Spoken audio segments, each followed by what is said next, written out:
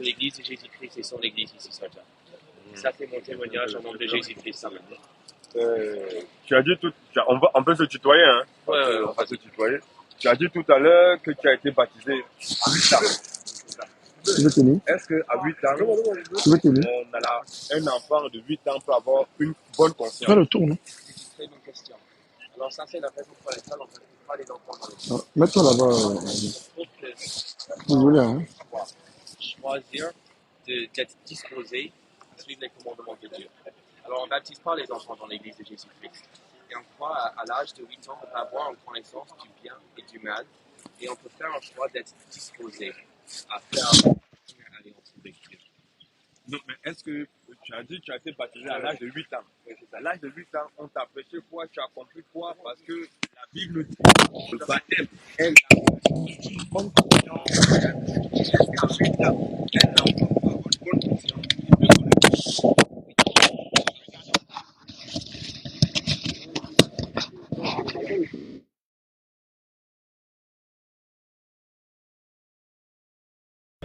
Tout ce qu'il sait, c'est jouer. Il joue, il fait des trucs, il ne connaît rien. Il ne connaît même pas, parce que nous, entre nous, les adultes, Dieu d'abord, on ne connaît pas. Il y a beaucoup qui ne connaissent pas Dieu. Est-ce qu'à 8 ans, un enfant, il peut avoir une bonne conscience pour s'engager à prendre son baptême? Est-ce qu'en te faisant, on t'a baptisé à 8 ans, est-ce que c'est toi qui as pris l'engagement de te faire baptiser ou bien ce sont tes parents qui t'ont poussé à te faire baptiser? Oui. Je ne parle oui, comment? C'est toi qui t'es engagé ou bien ce sont tes parents qui t'ont amené, qui t'ont fait baptiser? Mes parents m'ont appris des choses sur l'église, sur Jésus-Christ, mais c'était moi qui l'a fait le choix. C'est toi qui as fait le choix. C'est moi qui a fait le choix de se faire baptiser. Ok, maintenant, comme tu dis, tu connais quel Dieu que tu adores, quel est son nom? Désolé, je n'ai pas compris la question. Tu adores Dieu, non? Le Dieu que tu adores, quel est son nom? Il s'appelle comment? Le nom de Dieu. En fait, je ne sais pas si c'est totalement la même en anglais. En français, je dis désolé.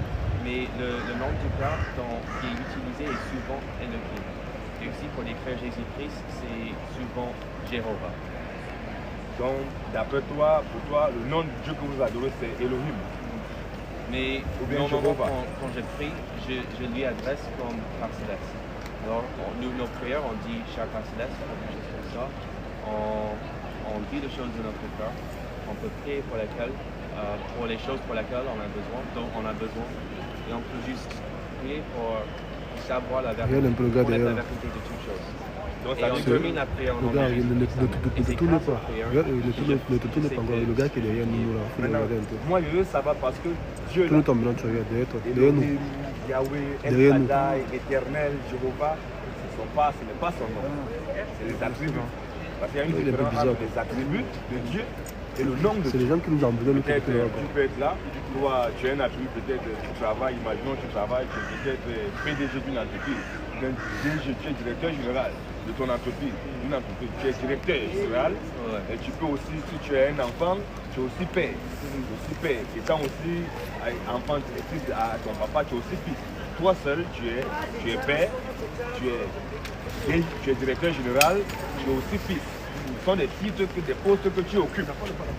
Mais on demande quel est ton nom. Le nom est beaucoup plus le faire. On demande toi qui es père, toi qui es fils, et toi en même temps tu es directeur général. Quel est ton nom? Mon nom? Oui. Mon nom c'est Elder Wilson. Voilà, donc est-ce que père c'est ton nom? Parce que comme tu as un enfant, est-ce que père c'est ton nom? Je comprends ce que vous voulez dire. C'est un titre. Voilà, c'est des titres. Maintenant, Jéhovah, El Shaddai, Elohim, Éternel, Yahweh, tout ça ce sont des titres. Mais quel est son nom maintenant, le nom de Dieu? Avec Dieu ne veut pas dire, Dieu ce n'est pas un nom, Dieu c'est l'objet de l'adoration, celui qui a tout créé, celui qu'on adore. Si on se met peut-être un exemple, on ne le fait pas. C'est un exemple, ceux qui adorent les boîtes et les arbres. Si quelqu'un se passe ici, il dit que c'est l'arbre là qui est son nom. Mais l'arbre là porte un nom. C'est un arbre, l'arbre devient automatiquement son Dieu. Mais quel est le nom de cet arbre? Parce qu'il y a plusieurs arbres, mais chaque arbre porte un nom. Son nom propre. Quel est le nom propre de cet arbre? Quand il va donner le nom de cet arbre, c'est Tang. On va savoir son Dieu s'appelle Tang. Peut-être son Dieu s'appelle Manguier. Son Dieu s'appelle Avocatier. Mais tout ça, ça fait partie des arbres. Mais quel est le nom de cet arbre? Donc Dieu que tu adores là, qui est digne d'être adoré, qui est éternel. Il n'a ni commencement de vie, ni fin de vie. C'est lui le créateur de toutes choses. Mais quel est son nom? pas. Tu sais pas. C'est pour ça qu'à 8 ans, tu ne pouvais pas connaître le nom de Dieu. Mais tu crois quand même la Bible, non? Tu crois la Bible. On va te montrer dans la Bible. Parce que nous, on se base uniquement sur ce que dit la Bible. Hier aussi, nous aussi, on était petits. On est tous là, nous sommes nés dans la religion. Bien sûr. On est tous nés, nos parents nous amenaient dans leur religion. Moi, j'étais protestant. Les autres étaient des catholiques, d'autres les évangéliques, d'autres les réveillés, les pentecôtes, etc., etc. On est tous nés dans ça. Maintenant, nous nous amenés, on ne savait pas, on les suivait. On n'avait pas encore la confiance sur nos parents. Maintenant, quand on a pris conscience, on a vérifié les Écritures, on a vu, parce que nous là, ce n'est pas le jour de ta mort, ce n'est pas ta religion qui va te sauver. Dieu va se baser sur sa parole. Parce que Jean 12 d'abord, Jean 12, verset 46, tu crois en Jésus, non? Voici ce que Jésus va dire. Il dit quoi, Jean 12, 46 à 50. Jean 12, oui. Verset 46 à 50. Oui. Je suis venu comme une lumière dans le monde. Jésus dit que lui, Jésus, il est venu comme une lumière dans le monde. Afin que quiconque croit en moi, afin quiconque croit en Jésus, ne demeure pas dans les ténèbres. Les ténèbres, vous ne savez pas, tu ne vas pas demeurer dans le noir. Les ténèbres, là, c'est les fausses doctrines, les faux enseignements. Et quiconque croit en Jésus ne doit pas demeurer dans les ténèbres, oui. Si quelqu'un entend mes paroles, si quelqu'un entend les paroles de Jésus qui sont écrites dans ce livre, oui, et ne les garde point, et ne le garde pas, ce n'est pas moi qui le juge. Car je suis venu non pour juger le monde. Jésus dit qu'il n'est non plus venu pour juger le monde, mais pour sauver le monde. Il est venu pour sauver le monde. Oui. Celui qui me rejette, celui qui rejette Jésus, et qui ne reçoit pas mes paroles, et qui ne reçoit pas sa parole, ses enseignements qu'il a laissés à son juge. La parole que j'ai annoncée, la parole que Jésus a annoncée, c'est elle qui le jugera au dernier jour. La parole de Dieu là, c'est sur ça que Dieu va se baser au dernier jour pour te juger. Est-ce que tu as écouté la parole de Dieu, ce que Dieu a dit, ou bien tu as écouté la parole de la communauté de ton papa, de ta religion, des mormons, des évangéliques, des catholiques? Est-ce que tu as écouté? Non, parce que tout, on doit tout ramener à la parole de Dieu. La parole de Dieu, c'est elle qui est le baromètre de nous qui croyons la Bible. Est-ce que Jésus, il a demandé de baptiser un bébé? Est-ce que dans un enfant, est-ce que dans la Bible, là, tu as vu, on a baptisé un enfant? Ça n'existe pas. Parce qu'à 8 ans, c'est un enfant. Peu importe, il suit juste le papa dit, il va te baptiser, dit que je vais me baptiser. Allez, je vais me faire baptiser. Non, ce n'est pas toi. Parce que la Bible en Matthieu, acte 1, Pierre 4, 1 Pierre 3, 21, le baptême est l'engagement d'une bonne conscience envers Dieu. Est-ce qu'à 8 ans, un enfant peut avoir une bonne conscience? La Bible dit, si tu comprends de ta bouche, le Seigneur Jésus-Christ, et tu crois dans ton cœur que Dieu l'a vu des morts, alors tu seras sauvé, car c'est en confessant du cœur. Vas-y mon frère. Cette eau est une figure du baptême, qui n'est pas la purification des souillures du corps, oui, mais l'engagement. Le baptême est l'engagement. L'appelez ce pour savoir le programme quoi. La dernière fois le pasteur a dit qu'on doit commencer avec le tour. Je me suis dit que c'était peut-être un peu à 13h. Ce que je me suis dit quoi. Mais sinon je l'ai appelé. Quand le Saint-Esprit est descendu, Pierre, ils ont péché. Les gens qui étaient là, c'est mais on fait que ferons-nous? Pierre a dit repentez-vous et que chacun soit baptisé au nom de Jésus-Christ. Chez les mormons d'abord, est-ce qu'on baptise au nom de Jésus-Christ? On baptise au nom du Père, du Fils et du Saint-Esprit. C'est ça, non? Donc, c'est un faux baptême. On va voir comment le baptême chrétien se fait. Parce que nous tous, on doit dire, la Bible dit pas que non. L'Église catholique dit, les mormons disent, non, nous tous, notre livre de foi, on ramène même ton livre de foi, on doit ramener ça. Si ça dit le contraire de ce que la Bible dit, on ne jette pas. Parce que ce n'est pas ton livre là qui va nous Dieu va se baser pour nous sauver, pour nous juger au dernier jugement. Il va se baser sur sa parole. Comme on a dit précédemment. Qu'est-ce que la Bible dit? On a dit quoi?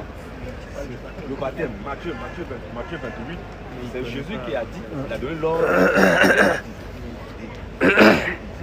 Matthieu 28, verset 19, il dit quoi? Allez. Jésus dit à ses disciples, allez. Faites de toutes les nations des disciples. Faites de toutes les nations des disciples. Les baptisants au nom du Père. Les baptisants au nom du Père. Du Fils. Au nom du Fils. Et du Saint-Esprit.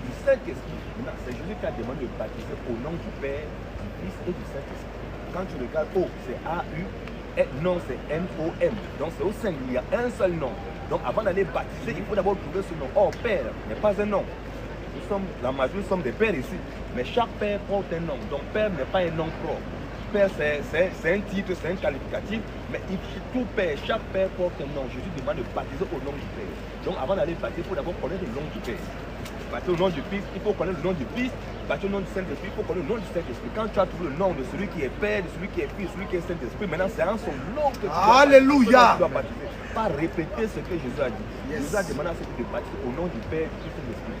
Les disciples, sachant que non, Père n'est pas un homme, Fils n'est pas un homme, parce que Jésus, de son vivant, il a pris à ses disciples, il a démontré à ses disciples, dans Jean 14, à partir du verset 6, il les a enseignés que c'est lui, Jésus, qui est le Père. Le Père, là, ce n'est pas une autre Père, c'est Jésus. Oh, tu sais, le Père, c'est Dieu, non? Jésus dit que c'est lui qui est le Père. Donc, c'est lui qui est Dieu tout puissant manifesté en chair. Jean 14, verset 6. C'est ce que Jésus il a enseigné à ses disciples. Maintenant, il va évaluer ses disciples pour voir s'ils ont compris la leçon qu'il les a enseignée. Maintenant, il les demande de baptiser au nom du Père, Fils et Saint-Esprit. Or, au préalable, avant qu'il les demande de baptiser, il les a d'abord enseigné qui est le Père, qui est le Fils et qui est le Saint-Esprit. Jean 14, la Bible nous dit comment pour le Père. Jésus lui dit, je suis le chemin et la vie. Je suis le chemin, la vérité et la vie. Nul ne vient au Père que par moi. Jésus n'a pas dit nul ne va. S'il dit nul ne va, ça veut dire que le Père est différent de lui. Mais il dit nul ne vient. Mais si le Père est là, si le Fils est là, lui Jésus est là, le Fils, et que le Père est là, il ne va pas dire nul ne vient. Il va dire nul ne va. Ça peut être deux choses. Donc s'il dit nul ne va, ça veut dire que le Père est différent de lui. Mais il dit nul ne vient. Yes. En d'autres termes, le Père n'est pas ailleurs. Il dit nul ne vient au Père, oui, que par moi. Que par lui Jésus. Si vous me connaissiez. Le problème des religieux, c'est que vous ne connaissez pas qui est Jésus. Si tu connais Jésus, oui, vous connaîtriez aussi mon Père. Tu vas aussi connaître, quand je dis mon Père qui est dans les cieux, mon Père plus grand que moi, mon Père, tu vas aussi connaître son Père, oui. Et dès maintenant, vous le connaissez. Vous connaissez le Père et vous l'avez vu. Les disciples connaissaient qui? Jésus. Ils voyaient qui? Jésus. Mais Jésus dit que si vous me connaissez, vous connaissez aussi mon Père. Et dès maintenant, vous connaissez le Père et vous avez vu le Père. En d'autres termes, les disciples connaissaient Jésus, ils voyaient Jésus, mais ils ne savaient pas qui était Jésus. C'est dans la révélation qui est Jésus, là où il y a le salut. Continue un peu. Philippe lui dit, il y a un disciple qui pose la question à Jésus, oui. Seigneur, montre-nous le Père. Philippe veut voir qui? Le Père. Le Père qui lui dit mon Père. Philippe, il était étonné. Il dit, mais qu'est-ce qu'il nous dit là, le Père? Il dit, mais c'est bon, on arrête ça. Seigneur, montre-nous ton Père là. Le Père là, et cela nous suffit. Oui. Jésus lui dit, il y a si longtemps que je suis avec vous. Est-ce que Philippe veut voir Jésus? Il connaît Jésus, non? Il voit déjà Jésus, non? Mais Philippe veut voir le Père. Que Jésus parle, mon Père. Philippe lui dit, montre-nous le Père. Jésus lui dit, mais Philippe, il y a si longtemps que moi le Père, Jésus, je suis avec vous. Oui. Et tu ne m'as pas connu, Philippe? Mais Philippe, toi, tu ne m'as pas connu. Tu n'as pas connu que c'est moi, Jésus, qui suis le Père. Oui. Celui qui m'a vu. Mais celui qui m'a vu a vu le Père. Le Père, là, Dieu, il est esprit. Dieu, il est esprit, saint de nature, Saint-Esprit. Là, on engage, on ne pas voir le direct. Mais quand les disciples demandent à Jésus de montrer le Père, c'est comme s'ils lui demandaient, montre-moi ton âme, ton esprit. Est-ce que tu peux montrer ton âme, ton esprit? Tu peux me faire voir ton esprit? C'est impossible. Donc quand les disciples demandent à Jésus de nous montrer le Père, ils sont en train de demander à Jésus de lui faire montrer son esprit. Or, ce qui est impossible, parce que Dieu, il est esprit. Comment dis-tu? Comment dis-tu? Montre-nous le Père. Comment dis-tu? Montre-nous le Père. Celui. Ne crois-tu pas que? Ne crois-tu pas que je suis dans le Père? Que moi, Jésus, je suis dans le Père. Et que le Père est en moi? Ton esprit est où? C'est où? Ton esprit là, c'est où? C'est en toi, non? Ton âme est en toi, non? Mais est-ce que je vois ton esprit? Mais si je te vois là, ça veut dire que non, c'est ton âme que ne voit pas ton esprit, que je ne vois pas c'est toi. Donc ce n'est pas, c'est la même chose. Ah, il est là, il a pied. Quand je dis le Père, il parle de l'esprit, de son esprit. Parce qu'au commencement, Dieu, il est esprit, c'est sa nature. Quand ce Dieu-là, il s'est dépouillé, il s'est uni, il a pris un corps humain, il s'est fait homme là. C'est lui qui est fils. Donc je suis fils de Dieu. Il faut autrement dire Dieu se faisant homme. Quand Dieu se fait homme là, c'est lui qui est Jésus. Donc Jésus, fils de Dieu, veut dire Dieu manifesté en chair. Non, c'est bon, continue mon frère. Vas-y un peu. Voilà. Ne crois-tu pas que je suis dans le Père et que le Père est en moi? Et que le Père est en moi. Les paroles que je vous dis. Les paroles que je vous dis. Je ne les dis pas de moi-même. Et le Père qui demeure en moi. Il dit que c'est le Père demain, il n'est pas ailleurs. Le Père est en lui. Or, le Père c'est l'Esprit. Le Père c'est l'Esprit Saint. Donc l'Esprit Saint, c'est lui qui est dedans là. C'est lui qui a pris un fourreau. Il s'est fait chair là. C'est lui qui est Jésus. Pour élucider ça, Philippiens 2:5. Philippiens 2:5 nous dit quoi? Alléluia. On va voir, Jésus est la manifestation du Dieu invisible. La manifestation visible du Dieu invisible. Quand Dieu il est esprit, on ne peut pas le voir. Quand il se fait voir là, il prend un corps humain, c'est lui qui est Jésus. La Bible nous dit Philippiens 2:5. Ayant en vous les sentiments qui étaient en Jésus-Christ. Ayant en vous les sentiments qui étaient en Jésus-Christ. Lequel Jésus-Christ existant en forme de Dieu. Jésus-Christ existant en forme de Dieu. Or Dieu étant esprit n'a pas de forme. Un esprit n'a pas. Quand il se fait Dieu, il se fait homme, il se fait un corps. C'est lui qui est Jésus. Jésus-Christ existant en forme de Dieu. D'abord regarder comme une fois. Regarde alors. Oui. D'être égal avec Dieu. Qui peut être égal à Dieu? Personne. Mais Dieu est égal à lui-même. Oh, si Jésus-Christ est égal à Dieu, ça veut dire que c'est lui Dieu même. Et, mais continue un peu. Mais c'est dépouiller lui-même. On dit que Dieu, Jésus, s'est dépouillé lui-même en prenant une forme de serviteur. Dieu a pris une forme de serviteur. En devenant semblable aux hommes. Jésus, Dieu, il est devenu semblable. Il est devenu semblable aux hommes. Et ayant paru comme un simple homme. On dit que Dieu, il a apparu comme un simple homme. Or, ce Dieu-là, c'est Jésus qui a apparu comme un simple homme. Il s'est humilié lui-même. Dieu, Jésus s'est humilié lui-même. Se rendant obéissant jusqu'à la mort. Dieu s'est rendu obéissant jusqu'à la mort. Même jusqu'à la mort de la croix. Même jusqu'à la mort de la croix qui est arrivée. C'est Jésus. Donc c'est Jésus qui est le Dieu véritable manifestant en chair. La manifestation de Dieu invisible. La Bible dit qu'il en a Hébreu dit qu'il est l'empreinte de Dieu. Or, si on te prend là, on met ton empreinte là, paf, est-ce que ton empreinte est différente de toi? Ton empreinte c'est toi, mais Jésus il est l'empreinte de Dieu. Mais si Jésus est l'empreinte de Dieu, Jésus est qui? Hébreu 1:3. Oui. Et qui, étant le reflet de sa gloire. Jésus étant le reflet de la gloire de Dieu. Et l'empreinte de sa personne. Jésus est l'empreinte de la personne de Dieu. Si Jésus est l'empreinte de la personne de Dieu, c'est que Jésus est qui? Question. C'est lui qui est Dieu. On se demandait que Jésus, il apprenait à ses disciples, c'est lui qui est le Père. Il a pris sa disciple, c'est lui qui est le Fils. Il a pris à ses disciples dans Jean 14. Jean 14, pense verset 15, verset 16. Jean 14, verset 16. Il a pris à ses disciples que c'est lui qui est le Saint-Esprit qui devait partir, il devait encore revenir. Jean 14, 16. Oui.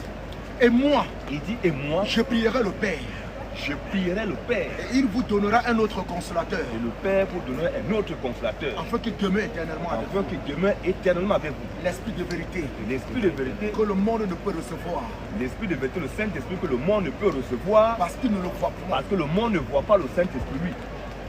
Il ne le connaît point. Il ne connaît pas le Saint-Esprit. Mais vous, il dit à ceci, mais vous, mes disciples, vous le connaissez. Vous connaissez le Saint-Esprit. Car parce que il demeure avec vous. Qui demeure avec les disciples. C'est le Saint-Esprit, c'est Jésus qui demeure. Il dit que c'est lui, Jésus, qui demeure avec vous, oui.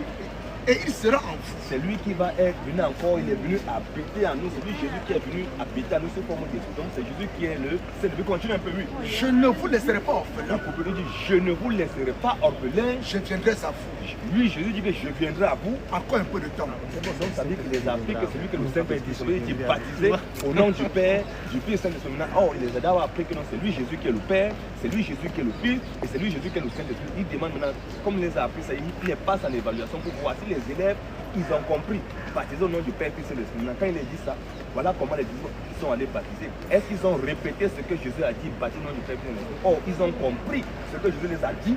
Comme Jésus les a dit que c'est lui qui est le Père, c'est lui qui est le Fils, c'est lui qui est le Saint-Esprit, baptisé au nom du Père, Fils et de l'Esprit. Voilà comment les disciples, ils ont baptisé le jour de la Pentecôte, acte 2. Qu'est-ce qui s'est passé? Après avoir entendu ce discours, le jour de la Pentecôte, après avoir entendu ce discours, ils eurent le cœur vivement touché. Ils eurent le cœur vivement touché. Et il dit à Pierre, ils ont demandé à Pierre et aux autres apôtres, hommes frères, que ferons-nous? Qu'est-ce que nous devons faire pour être sauvés? Pierre leur dit, l'apôtre Pierre leur dit, repentez-vous.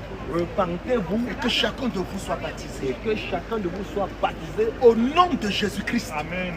Au nom de qui? Au nom de Jésus-Christ. Au nom du Père.